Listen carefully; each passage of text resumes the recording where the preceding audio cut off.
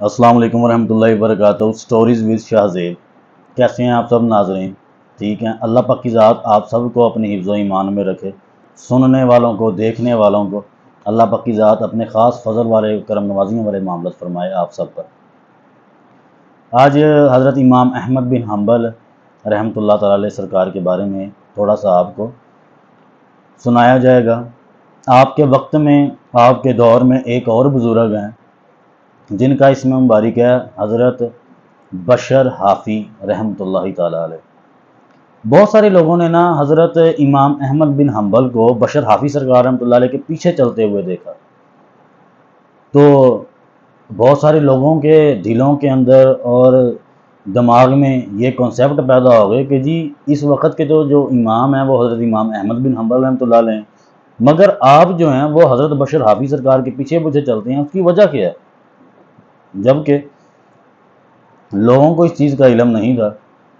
تو ایک دن لوگوں نے حضرت امام احمد بن حنبل رحمۃ اللہ علیہ سرکار کی بارگاہ میں حاضر ہوئے اور حاضر ہو کر آپ سے پوچھا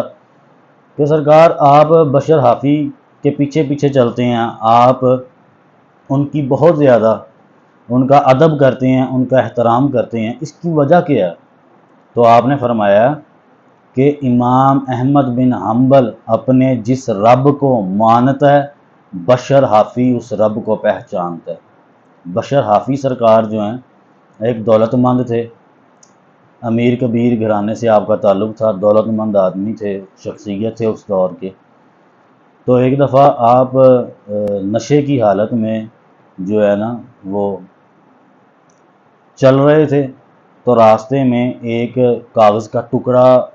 زمین پر پڑا ہوا ملا جس کے اوپر طاؤز تسمیہ لکھا ہوا تھا۔ آپ نے اس کو اٹھایا، اٹھا کر چوم کے آنکھوں سے لگایا اور ایک عطر والی دکان کے اوپر آپ تشریف لے گئے۔ عطر والی دکان پر جا کر آپ نے اس کو دینار دیا اور آپ نے فرمایا کہ تمہاری دکان میں جو سب سے زیادہ قیمتی ترین خوشبو ہے وہ ہمیں دے دو۔ اس بندے نے جب دی تو آپ نے وہ ساری عطر جو ہے وہ طاؤز تسمیہ والے ٹکڑے کے اوپر جو ہے نا وہ لگا کر اس کو ایک بلند جگہ کے اوپر رکھ دیا۔ اس رات آپ جا کر تو سو گئے۔ پھر اسی رات اسی علاقے میں اللہ کے ایک دوست، اللہ کی مقربین جو بندے ہیں اللہ پاک کی ذات کے، جو جن کے اوپر خاص نوازشات والے، کرم نوازیوں والے معاملات ہیں، ان میں سے ایک بندے کو خواب میں اللہ کی ذات کی غیبی ندا آئی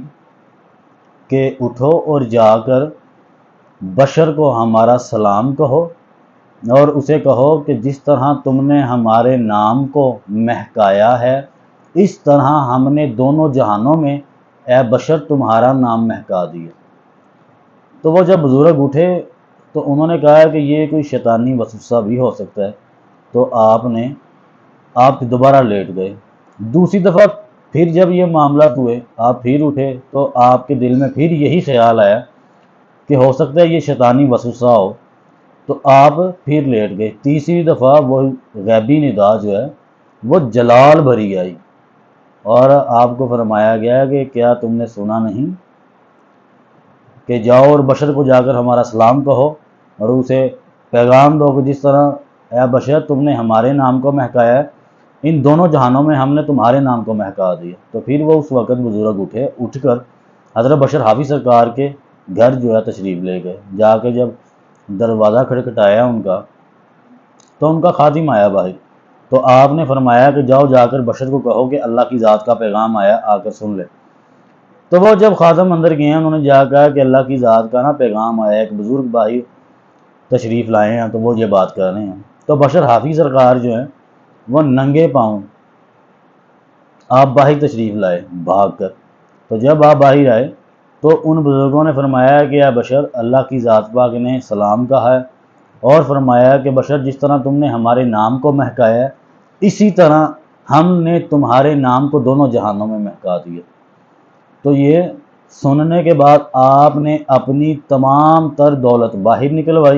نکلوا کر غرباؤں میں، مساکین جو لوگ تھے ان میں تقسیم کر دی اور آپ نے فقر اختیار فرما لیا اور آپ ننگے پاؤں چلتے ہوتے تھے۔ حافی کا مطلب ہی یہی ہے کہ ننگے پاؤں چلنے والا۔ تو آپ نے کبھی بھی ساری زندگی جو ہے وہ دوبارہ جوتا نہیں پہنا، اور آپ سے جب لوگ پوچھتے تھے تو آپ کہتے تھے کہ پہلا پیغام اللہ کی ذات کا جو میرے لیے آیا وہ سننے کے لیے میں برہنہ پاؤں آیا تھا۔ تو یہ جتنی بھی زمین ہے یہ تمام اللہ کی ذات پاک کا فرش ہے، تو ہم اگر اس ذات کے فرش کے اوپر جوتا پہن کے چلیں گے تو اس کی بے ادبی کریں گے۔ تو اس لیے آپ ننگے پاؤں رہا کرتے تھے، اور آپ کا ننگے پاؤں رہنا ایک سائڈ پہ ہے۔ آپ یہ چیز دیکھیں کہ اس وقت کے امام احمد بن حنبل رحمۃ اللہ علیہ سرکار کا آپ کے پیچھے پیچھے چلنا کس قدر اہمیت کے حامل ہے کہ حضرت امام احمد بن حنبل رحمۃ اللہ علیہ جیسی ہستی کو بھی بشر حافی سرکار کا جو ہے ادب اور احترام کرنا پڑتا ہے۔ اس کی وجہ یہ ہے کہ امام احمد بن حنبل رحمۃ اللہ علیہ سرکار کے پاس جتنا علم اور جو اللہ کی ذات کی ان کے اوپر کرم نوازیوں اور مہربانیوں والے معاملات تھے، وہ تمام ہونے کے باوجود انہوں نے سرکار بشر حافی رحمۃ اللہ علیہ کو جس نگاہ سے دیکھا، اور ان کا اللہ کی ذات کے ساتھ جو عشق دیکھا، ان کا جو تقوی دیکھا، اور اللہ کی ذات کو پہچاننے کا جو طریقہ ہے وہ حضرت امام بشر حافی سرکار رحمۃ اللہ علیہ کے پاس موجود تھا، اور آپ ان تمام نوازشات میں تھے جو اللہ کی ذات پاک نے خصوصی طور پر آپ کے اوپر فرمائی تھی۔ اس لیے امام احمد بن حنبل رحمۃ اللہ علیہ سرکار جیسے بزرگ بشر حافی سرکار کے پیچھے پیچھے چلتے تھے۔ اسی لیے پورے سعودیہ میں حنبلی جو ہے نا وہ مسلک ہے، اور پورا سعودیہ میں حنبلی جو ہے وہ فتویٰ چلتا ہے، سارے معاملات چلتے ہیں پورے سعودیہ میں۔ تو آپ سب لوگوں کو اس چیز کا اندازہ ہو جانا چاہیے کہ اس دور کے جو امام گزرے ہیں احمد بن حنبل، وہ بھی اولیاء کرام کا ادب اور احترام کرتے تھے، ٹھیک ہے، اور ان کی مخالفت یا ان کی ٹانگ نہیں تھے کھینچتے، ٹھیک ہے، ان سے محبت کرتے تھے، ان سے پیار کرتے تھے، اور ان کے ساتھ اپنے پیار کا اور عقیدت کا اظہار جو ہے وہ اس طرح سے فرماتے تھے کہ ان کے پیچھے پیچھے چلتے تھے، اور ساتھ یہ فرماتے تھے کہ امام احمد بن حنبل اپنے جس رب کو مانتا ہے بشر حافی اپنے اس رب کو پہچانتا ہے۔ ماننا اور ہے، پہچاننا اور ہے، یہ دو لفظ ہیں، ان دو لفظوں کا معنی جو شخص جان لیتا ہے اس کو حقیقت جو ہے اس کے اوپر آشکار ہونا شروع ہو جاتی ہے کہ یہ کس قدر اہمیت کے حامل دو لفظ ہے، ماننا اور پہچاننا، جاننا اور ماننا، یہ دو لفظ ہیں اور بہت زیادہ اہمیت کے حامل ہے۔ اللہ پاک کی ذات آپ سب دیکھنے والوں کو، سننے والوں کو اپنی خاص مہربانیوں اور کرم اور فضل والے معاملات آپ سب کے اوپر فرمائے۔ میرا اللہ پاک آپ تمام بندوں کو اپنے حفظ و ایمان میں رکھے۔ السلام علیکم ورحمۃ اللہ وبرکاتہ۔